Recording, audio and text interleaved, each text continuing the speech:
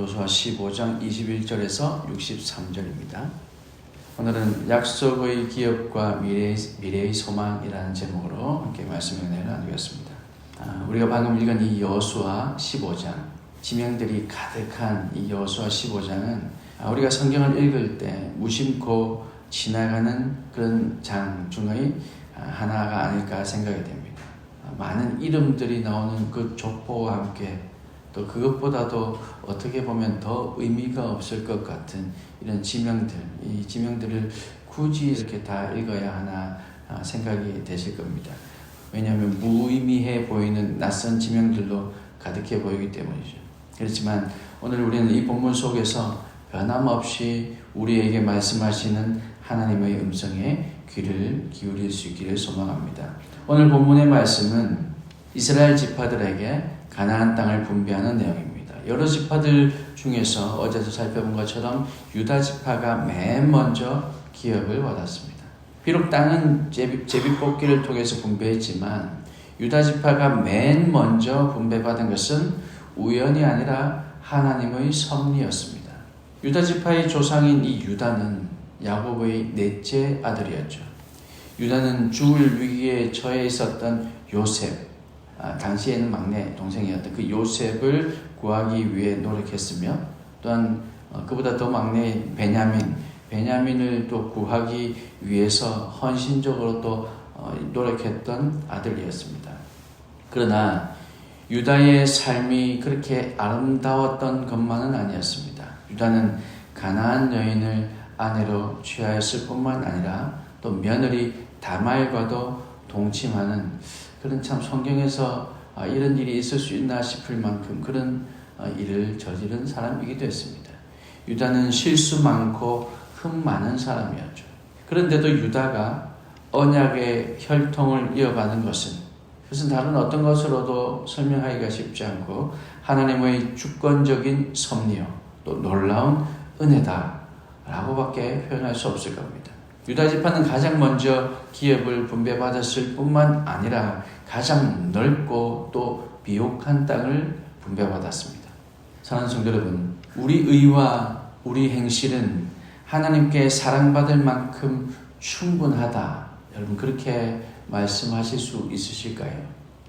아마 저를 포함해서 우리 모두가 다 하나님께서 나를 사랑하실 이유는 충분해 라고 말하기는 쉽지 않을 겁니다. 그렇지만 하나님은 사랑이 많으셔서 일방적인 은혜와 사랑 가운데 우리에게 자비를 베풀어 주십니다. 유다 지파에게 그러셨던 거죠.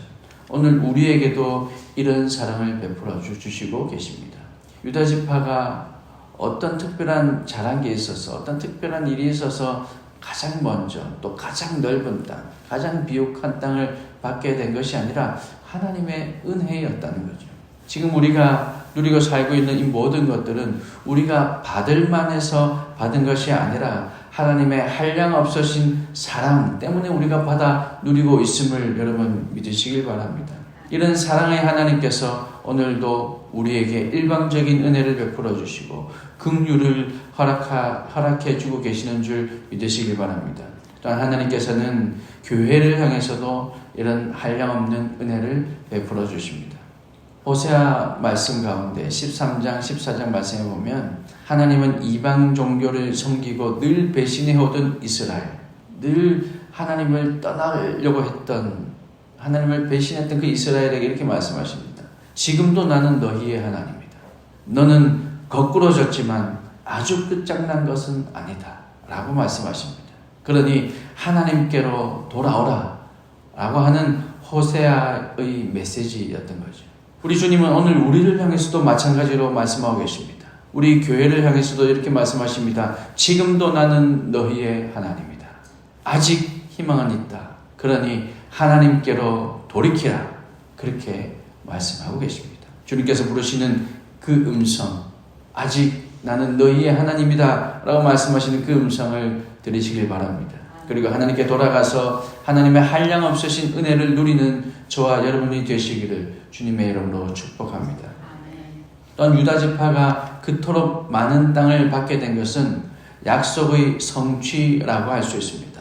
오래전 야곱이 예언한 것처럼 창세기 49장에 기록된 그 야곱의 예언처럼 유다 지파의 장자권 계승은 예언의 성취라고 볼 수 있는 것이죠. 또한 유다 지파에게 베푸신 이토록 풍요로운 유산은 그들의 후손인 다윗의 왕국과 예수 그리스도의 왕국을 예표하고 있는 것이기도 합니다. 여기에서 우리는 중요한 교훈 한 가지를 또 깨닫게 되는데요. 사람은 약속을 다 지킬 수 없지만, 사람의 약속에는 한계가 있지만, 그러나 우리 하나님께서는 당신의 언약을 결코 잊지 않으시고 이루시는 분이라는 사실을 우리는 발견할 수 있습니다. 하나님은 전능하신 분이기 때문에 그렇습니다.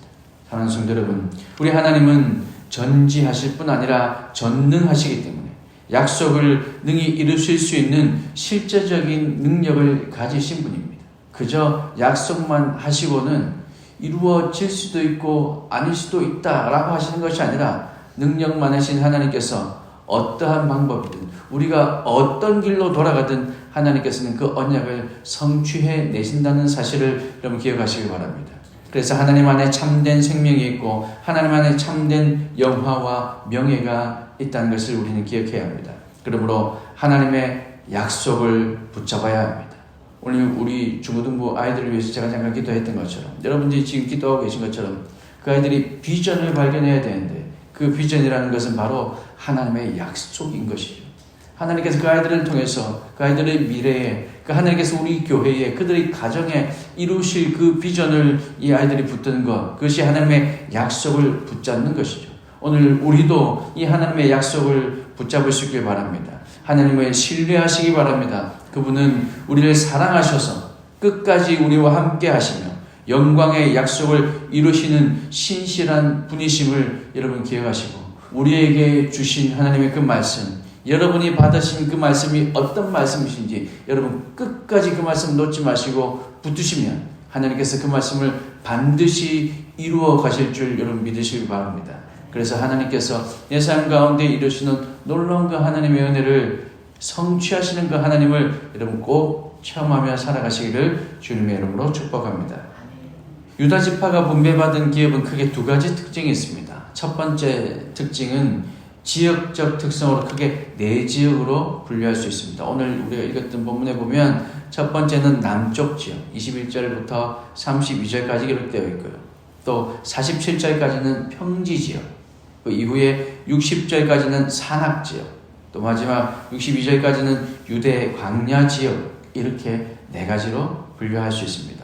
그리고 이 두 번째 특징은 이 방대한 성읍의 숫자, 남방에서 우리가 방금 네 가지로 나누었는데요. 그 남쪽 지역에서 36개의 성읍, 또 평지 지역에서 42개의 성읍, 산지에서 38개, 또 광야에서 6개, 모두 122개의 성읍과 촌락을 분배받았습니다.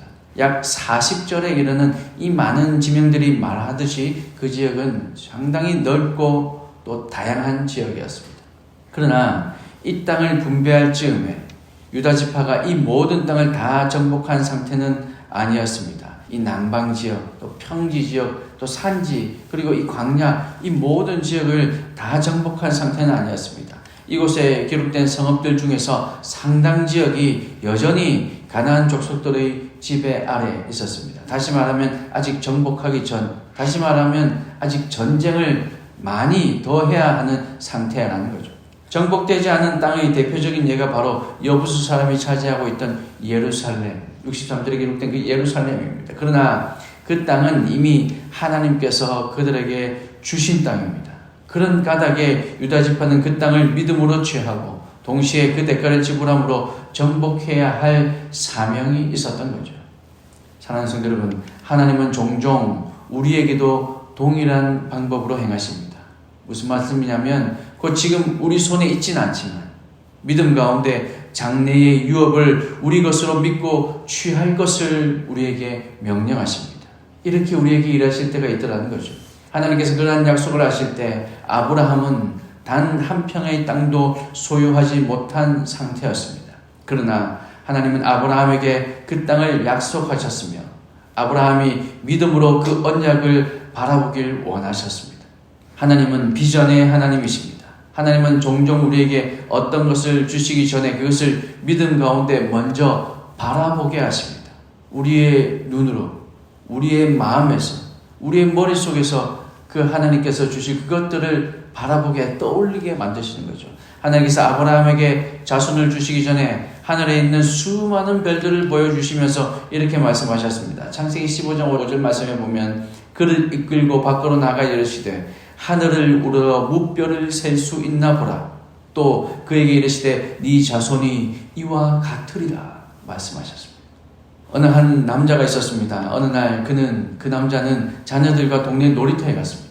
그런데 그 놀이터가 너무 산만하고 초라하기 짝이 없었습니다. 그곳에 놀고 있는 아이들을 바라보면서 좀 더 근사한 놀이터가 없을까 생각했습니다. 그리고 마음속에 과학과 또 자연이 어우러지고 새로운 꿈을 펼칠 수 있는 그런 공원이 있으면 좋겠다 꿈꾸었습니다.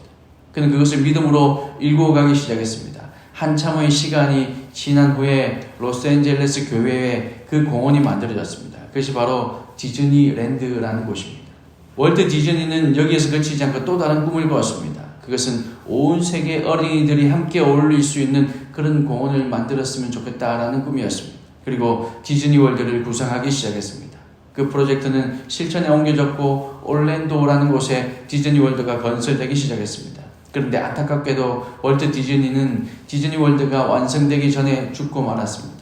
그리고 드디어 디즈니월드가 완공되고 오픈식을 하게 되었습니다. 각계 인사가 와서 이 위대한 공원을 개원하게 된 것을 축하합니다. 그때 한 인사가 나와서 축사를 하면서 이렇게 얘기합니다. 월트 디즈니가 이것을 보지 못하고 세상을 떠난 것은 정말 안타까운 일입니다. 라며 애도의 뜻을 표했습니다.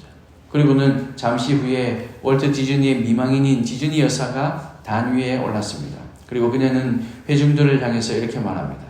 죄송하지만 저는 아까 말씀하신 분의 말씀을 정정해야겠습니다. 제 남편은 이미 디즈니 월드를 보았습니다.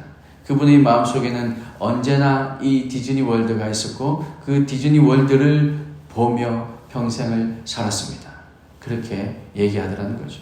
사랑하는 성도 여러분, 장래의 기업을 믿음으로 취하였던 믿음의 선진들처럼 우리 역시 척박한 삶의 현실 속에서도 하나님께서 주신 그 약속의 땅과 그 유업들을 믿음으로 바라볼 수 있기를 소망합니다.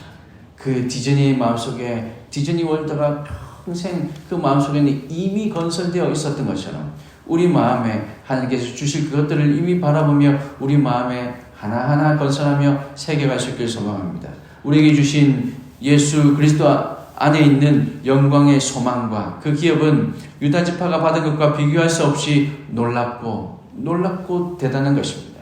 주 예수 그리스도를 의지하는 믿음 가운데 우리에게 약속하신 그 영광의 유업을 향해서 우리가 전진해 나감으로 그 땅을 하나님께서 우리에게 허락하신 그 땅을 그 어떤 것을 취할 수 있기를 소망합니다. 하나님께서 이미 우리에게 주신 그 땅, 이미 예전에 우리에게 말씀하신 그 땅을 우리가 취해야 할 것입니다. 주님은 우리가 믿음과 땀으로 승리하기 원하신다는 사실을 우리 마음에 새기고 약속하신 그 땅을 향해서 오늘도 믿음의 눈을 들고 우리 마음속에 이미 하나님께서 주신 그것을 믿으며 우리 마음속에서 얻으며 그래서 그것을 바라보는 저와 여러분 또 그 하나님이 주시는 그 비전을 발견하고 돌아오는 우리 다 될 수 있기를 우리 교회가 이렇게 비전을 바라보는 교회가 될 수 있기를 우리 주님의 크신 이름으로 축복합니다.